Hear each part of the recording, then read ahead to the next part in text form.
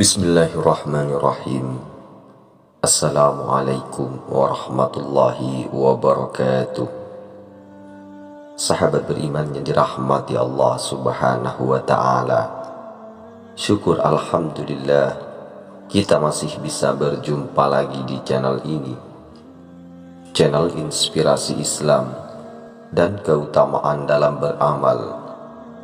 Salawat dan salam tetap kita curahkan kepada junjungan Nabi besar kita, Nabi Muhammad sallallahu alaihi wasallam.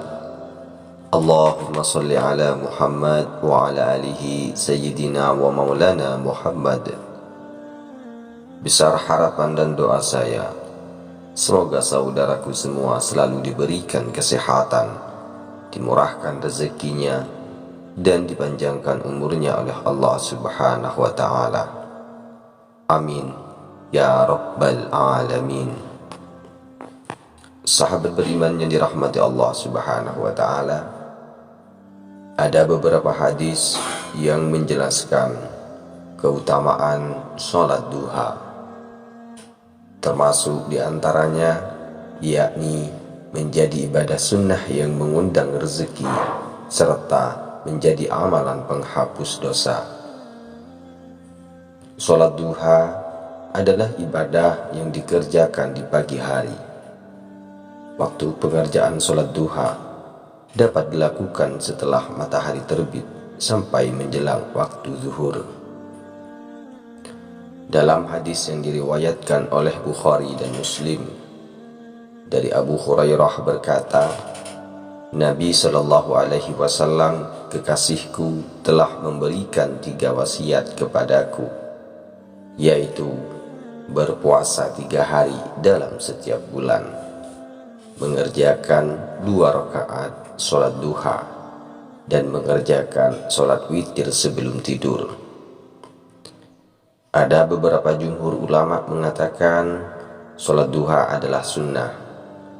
Bahkan para ulama Maliki dan Syafi'i menyatakan bahwa sholat duha adalah sunnah muakkad. Adapun keutamaan melaksanakan sholat duha, yaitu diantaranya yang pertama, dicukupi kebutuhan hidupnya.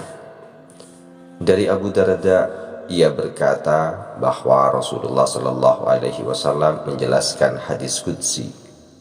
Allah Subhanahu Wa Taala berfirman, artinya, wahai anak Adam, rukuklah, sholatlah karena aku pada awal siang sholat duha 4 rakaat, maka aku akan mencukupi kebutuhanmu sampai sore hari. Hadis riwayat Tirmidzi. Keutamaan yang kedua yaitu diampuni dosa-dosa kita. Di dalam hadis Tirmidzi, Ibnu Majah dan Ahmad disebutkan, yang artinya barang siapa yang menjaga sholat duha, maka dosa-dosanya akan diampuni walau sebanyak buih di lautan. Keutamaan yang ketiga yaitu ibadah bernilai sedekah. Dari Abu Dzar, ia berkata bahwa Rasulullah Shallallahu Alaihi Wasallam bersabda, setiap ruas dari anggota tubuh di antara kalian pada pagi hari harus dikeluarkan sedekahnya. Setiap tasbih adalah sedekah, setiap tahmid adalah sedekah, setiap tahlil adalah sedekah, setiap takbir adalah sedekah, menyuruh kebaikan adalah sedekah, dan mencegah kemungkaran adalah sedekah. Dan semua itu dapat disepadankan dengan mengerjakan sholat duha 2 rakaat. Hadis riwayat Muslim. Keutamaan yang keempat yaitu amalan sunnah cadangan pada hari hisab. Abu Hurairah meriwayatkan hadis bahwa Nabi Muhammad Sallallahu Alaihi Wasallam bersabda, sesungguhnya yang pertama kali dihisab pada diri hamba pada hari kiamat dari amalannya adalah sholatnya. Apabila benar sholatnya, maka ia telah lulus dan beruntung, dan apabila rusak sholatnya, maka ia akan kecewa dan rugi. Jika terdapat kekurangan pada sholat wajibnya, maka Allah Subhanahu wa Ta'ala berfirman, perhatikanlah, jikalau hambaku mempunyai sholat sunnah, maka sempurnakanlah dengan sholat sunnahnya sekadar apa yang menjadi kekurangan pada sholat wajibnya. Jika selesai urusan sholat, barulah amalan lainnya. Hadis riwayat An-Nasa'i, Abu Daud, Tirmizi, dan Ibnu Majah. Keutamaan yang kelima yaitu dibangunkan istana surga. Keutamaan sholat duha lainnya berasal dari Anas bin Malik yang mengatakan bahwa Rasulullah Shallallahu Alaihi Wasallam bersabda, "Barang siapa sholat duha 12 rakaat, maka Allah akan membangun baginya istana dari emas di surga." Hadis riwayat Tirmizi dan Ibnu Majah. Sahabat beriman yang dirahmati Allah, setelah melaksanakan sholat duha, umat Islam dapat melanjutkannya dengan membaca doa maupun bacaan surah yang terdapat dalam Al-Quran. Berikut ini terdapat 2 surah yang bisa dibaca setelah sholat duha. Yang pertama yaitu adalah surah Ar-Rahman. Disebutkan bahwa pelaksanaan ibadah sunnah sholat duha dapat diakhiri dengan membaca surah Ar-Rahman. Surah ini berada di urutan ke-55 dalam Mushaf Al-Quran. Lebih lanjut diterangkan dalam buku Kedahsyatan Membaca Al-Quran oleh Amirullah Syarbini dan Sumantri Jamhari. Melalui surah Ar-Rahman, Allah Subhanahu wa Ta'ala menjelaskan berbagai limpahan nikmat yang telah diberikan olehnya kepada manusia. Bacaan surah Ar-Rahman mendorong manusia untuk semakin memperbanyak memuji Allah Subhanahu wa Ta'ala atas segala nikmatnya. Barang siapa yang membaca surah Ar-Rahman, maka Allah akan mencatatnya sebagai orang yang bersyukur kepadanya. Adapun surah yang kedua yaitu adalah surah Al-Waqiah. Surah Al-Waqiah juga dapat menjadi surah yang dibaca setelah sholat duha. Bacaan surah ini mengandung manfaat yang begitu luar biasa. Di antara keutamaan surah Al-Waqiah yaitu menjaga dan melindungi orang-orang yang senantiasa membaca dan mengamalkannya dari kefakiran dan kesusahan hidup.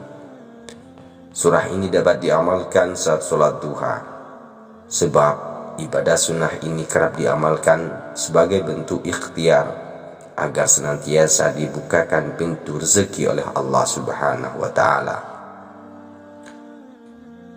Abu Syari'lah bin Mas'ud radhiyallahu an berkata, "Saya mendengar Nabi Muhammad sallallahu alaihi wasallam bersabda, barang siapa membaca surah Al-Waqiah setiap malam, ia tidak akan tertimpa kefakiran selamanya." Hadis riwayat Abu Ya'la dan Ibnu Asyakir. Selain membaca surah pilihan dalam Al-Quran, umat Islam dapat membaca doa setelah salat duha yang dianjurkan. Adapun bacaan doanya adalah sebagai berikut. Bismillahirrahmanirrahim.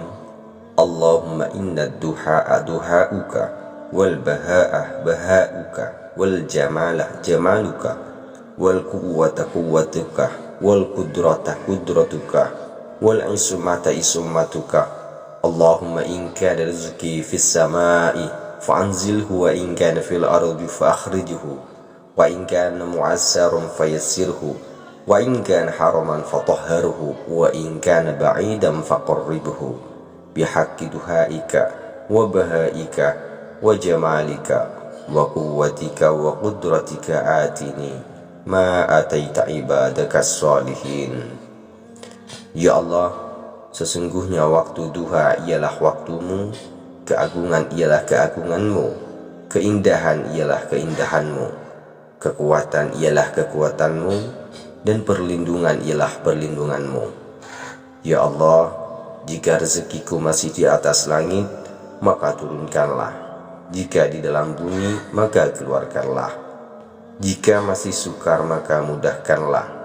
Jika ternyata haram, maka sucikanlah. Jika masih jauh, maka dekatkanlah. Berkat waktu duha, keagungan, keindahan, kekuatan, dan kekuasaanmu, limpahkanlah kepada kami segala nikmat yang telah Engkau limpahkan kepada hamba-hambamu yang soleh.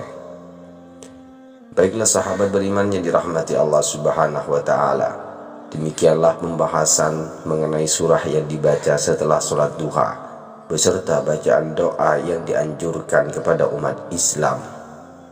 Cukup sekian video ini, semoga bisa menjadi wasilah dan bermanfaat bagi kita semua. Saya akhiri, wassalamualaikum warahmatullahi wabarakatuh.